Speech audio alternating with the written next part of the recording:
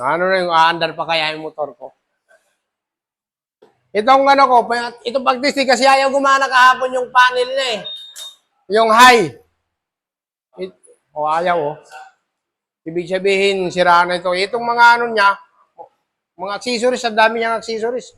Pang 150 ito na PCX. Nasa bahay tinisting ko. Ibig sabihin talagang may problema yung connection ng wire. Okay, 2,889. Ba? Ayos ah.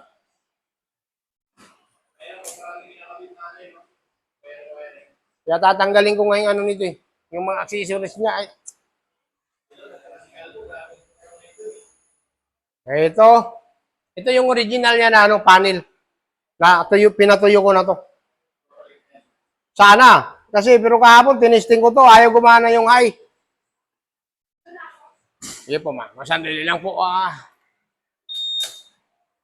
Okay, gumana ng kanyang panel. Ang problema, yung kanyang high. Gumagana yung kaliwa, pero yung kanan, naka-steady lang. Dahil lang sa mga accessories na pinaglalagay.